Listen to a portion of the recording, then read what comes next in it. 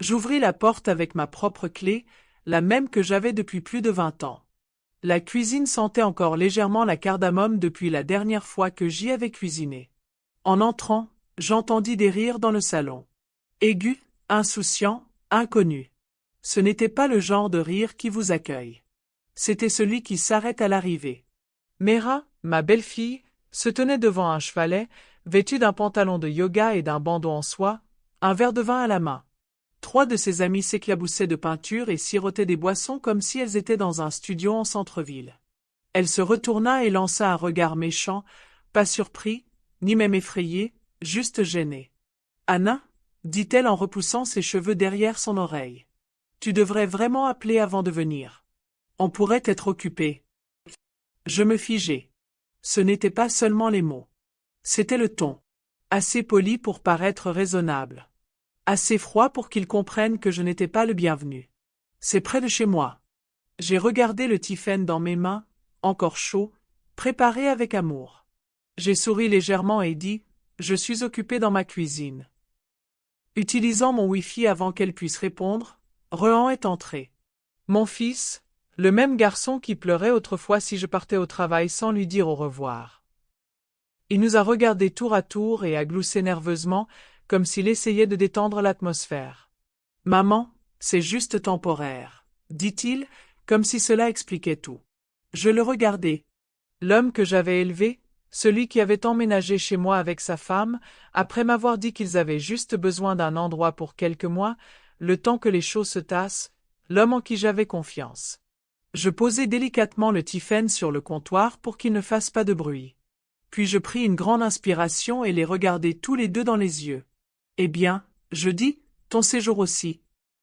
J'ai vendu la maison ce matin. » Un silence, celui qui se répand dans une pièce comme de l'encre renversée.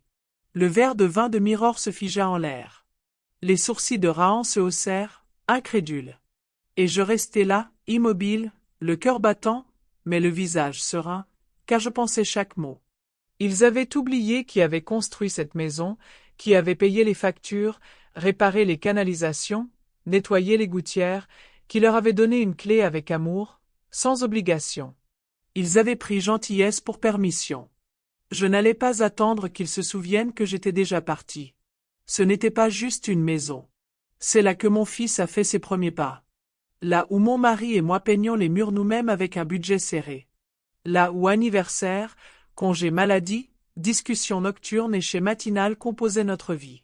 J'ai construit cette maison de toutes pièces, non pas avec un marteau et des clous, mais avec constance et amour. Lorsque mon mari est décédé il y a 9 ans, la maison est devenue silencieuse à un point auquel je ne m'attendais pas. Mais je suis resté. Je l'ai entretenue. J'ai réparé ce qui était cassé. J'ai nettoyé ce que les autres avaient laissé derrière eux. J'ai transformé le silence en paix. Rion vivait en ville, tout juste sorti de l'université, enthousiaste, bouleversé et cherchant sa place. Nous nous téléphonions presque tous les soirs. Il me demandait si je mangeais bien et je mentais en disant oui juste pour entendre la fierté dans sa voix. Lorsqu'il m'a dit qu'il avait rencontré quelqu'un, mais lui a souri. Je voulais qu'il ait le même amour que moi. Lorsqu'ils se sont mariés, Rayan a appelé pour lui demander s'il pouvait rester à la maison un moment, le temps que nous prenions une décision. Il a dit « Le travail de Mera est à distance et je cherche toujours quelque chose de stable. Peut-être 6 mois, bien sûr. » J'ai dit oui.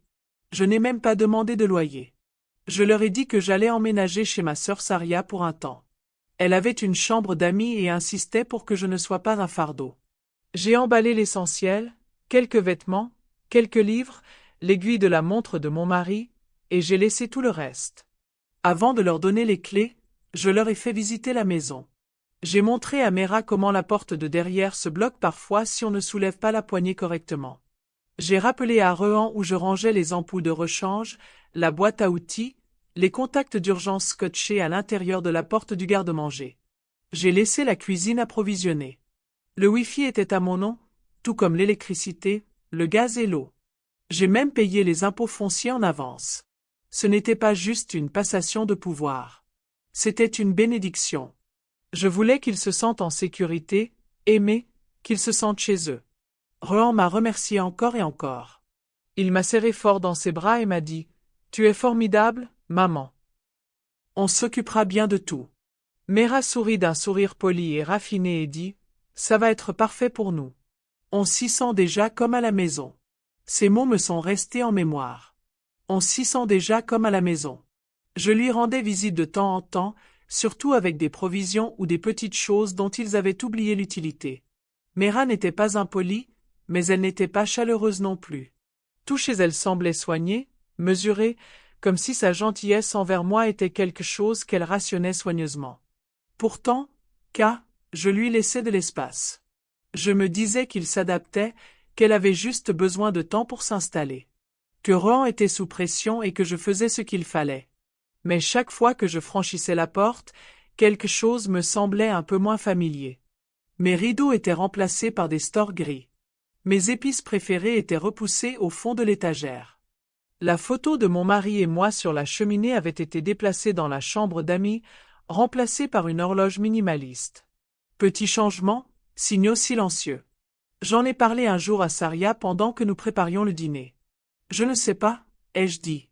Peut-être que je suis juste susceptible. Les choses semblent différentes, c'est tout. Elle m'a regardé et m'a dit, ils devraient se sentir différents. Ils vivent chez toi, ils ne viennent pas en visite. Il y a une différence.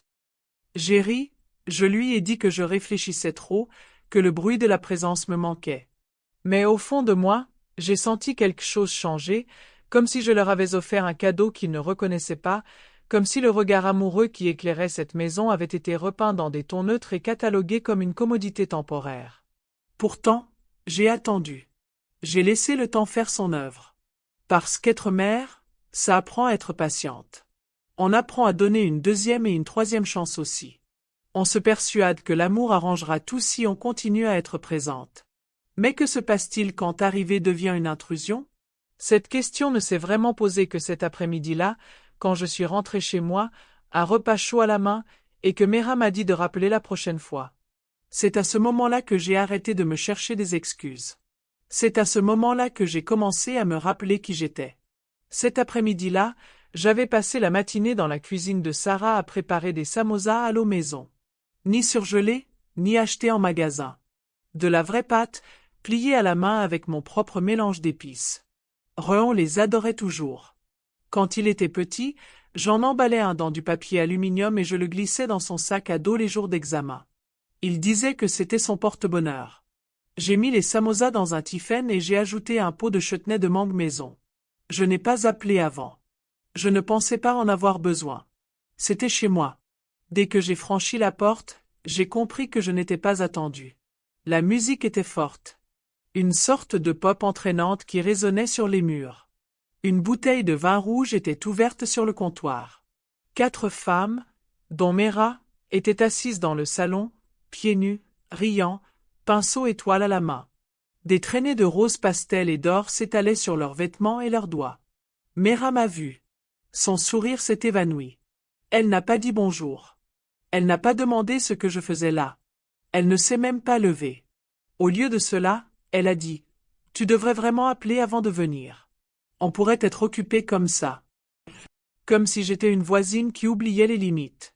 Comme si ma présence perturbait quelque chose de délicat et d'important. Je l'ai regardé. J'ai regardé le salon. Le tapis que j'avais rapporté de Jépur était enroulé et remplacé par un gris d'Ikea. Mes coussins avaient disparu. Les photos murales de famille de Rahan enfant. Notre voyage en famille à Big Su.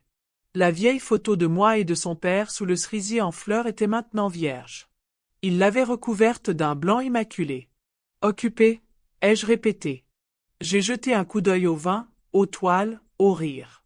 Des invités qui faisaient quoi? Organiser une fête? Elle n'a pas répondu.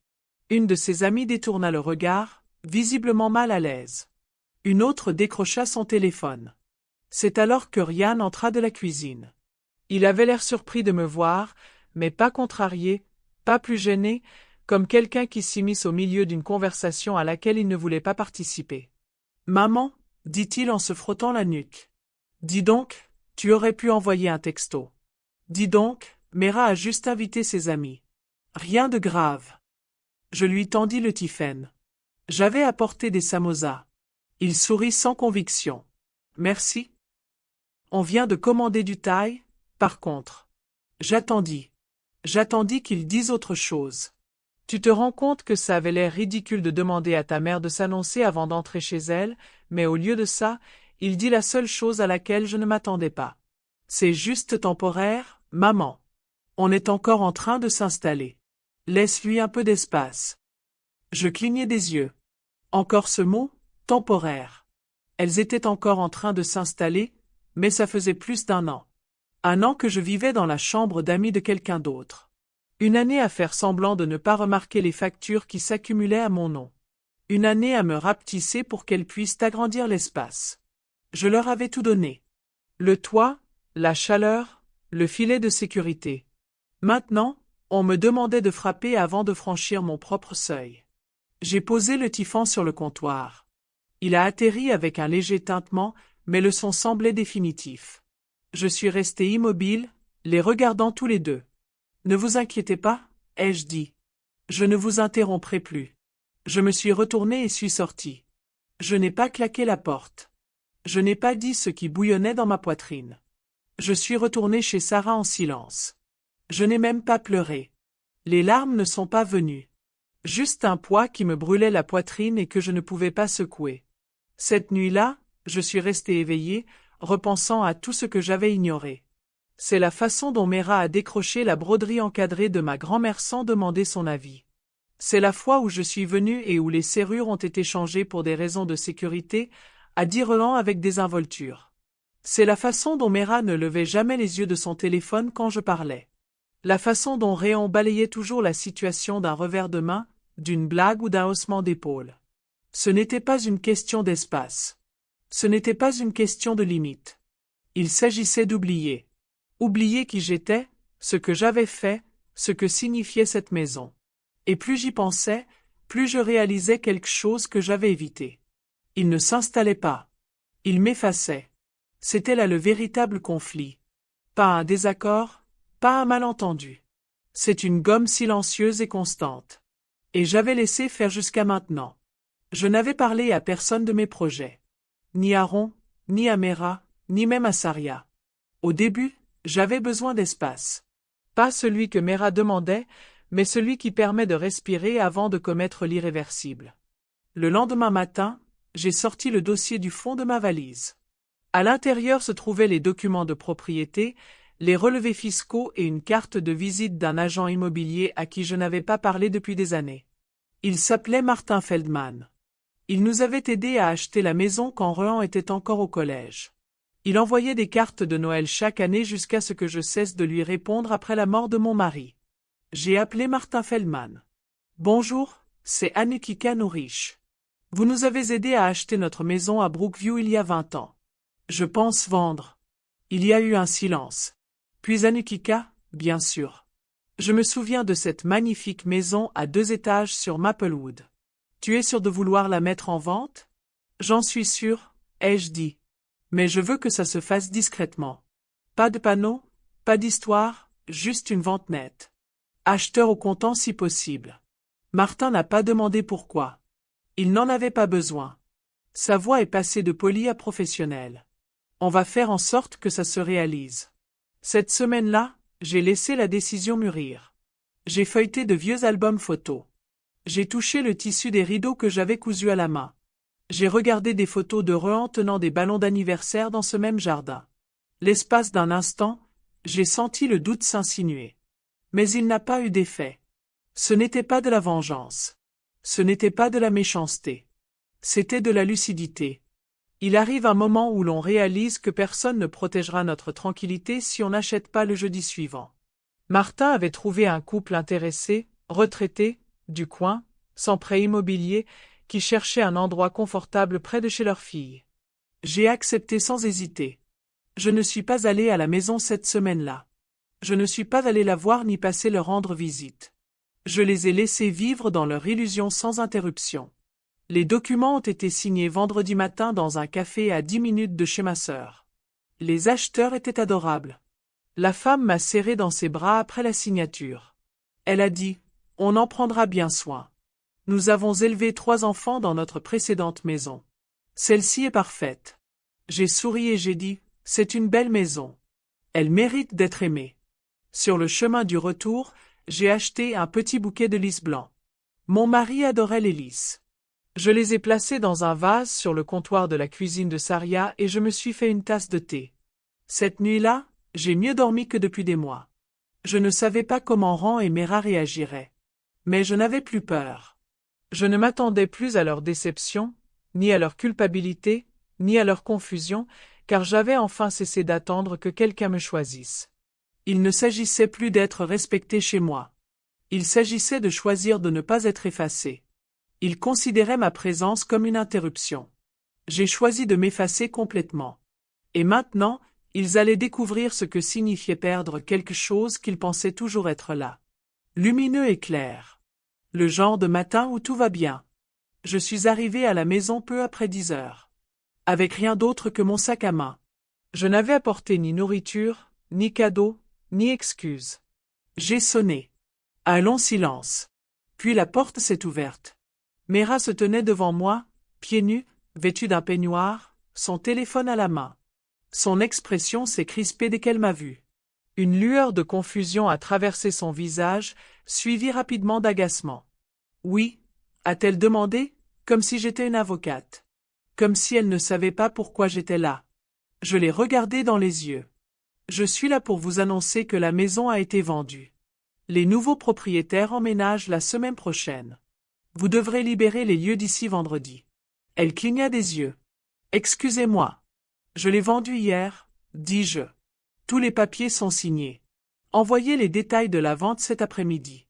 Elle rit. Ce n'était pas un rire joyeux. C'était le genre de rire que les gens ont quand ils pensent que vous bluffez. Vous plaisantez. Elle dit, je ne plaisante pas. Mera rentra dans la maison, laissant la porte ouverte derrière elle. Je suis entré. Rohan était dans la cuisine, toujours en jogging, en train de se remplir la bouche de céréales. Il leva les yeux et sourit comme si c'était un week-end comme les autres. Dis donc, maman.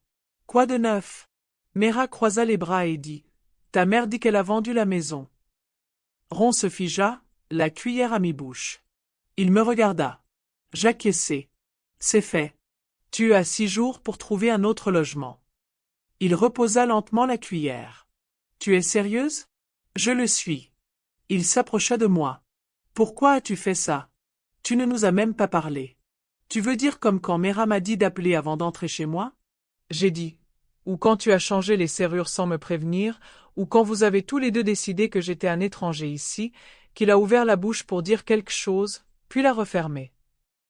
Tu as dit que c'était temporaire, ai-je continué. Vous m'avez tous les deux clairement fait comprendre que je n'étais plus le bienvenu. Alors, je te donne ce que tu as demandé, une distance permanente. Mera intervint. On pensait avoir le temps. Tu ne nous as même pas prévenus. Tu ne m'as témoigné aucun respect, dis-je. Ni en tant que mère, ni en tant que propriétaire, ni même en tant que personne. Ron essaya de nouveau. Maman, où sommes-nous censés aller?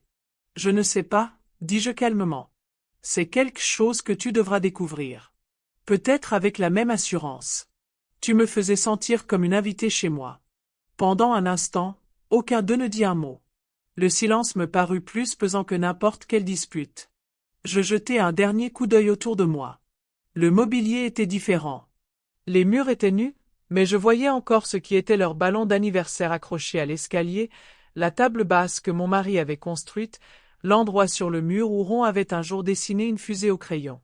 J'inspirai profondément. Puis je me retournai pour partir. Mera resta figée près de la porte. Rohan me suivit. « Attends, dit-il. On peut parler? Juste toi et moi. » Je me suis arrêté sur le perron. J'ai essayé de parler. J'ai dit que j'avais essayé pendant plus d'1 an. Il ne m'avait pas entendu à ce moment-là, et maintenant c'est trop tard. Ses épaules se sont affaissées. Je ne pensais pas que c'était si grave. Tu n'as pas réfléchi du tout? J'ai dit que c'était ça le problème. Je me suis dirigé vers la voiture sans me retourner. Le vent semblait plus frais en démarrant. Plus léger. La maison a disparu dans le rétroviseur, mais le poids qu'elle portait autrefois ne m'a pas suivi. Pour la première fois depuis longtemps, je ne retenais pas mon souffle. J'ai offert une conclusion émotionnelle et un message puissant sans m'attarder inutilement. Le ton est clair, résolu et ancré dans le respect de soi. L'après-coup. Me reprendre en main le lendemain de la remise des clés. Je me suis assise avec Saria sur son balcon, sirotant du thé pendant qu'elle arrosait ses plantes. Elle n'a pas posé beaucoup de questions. Elle n'en avait pas besoin. Les sœurs savent lire le silence. « Tu vas bien » a-t-elle finalement demandé. « Je me sens libre » ai-je dit. Ce n'était pas vraiment du soulagement. C'était quelque chose de plus stable que ça. Quelque chose de gagné, comme sortir d'une tempête et réaliser qu'on n'a plus besoin d'y retourner. Rohan n'a pas appelé la première semaine.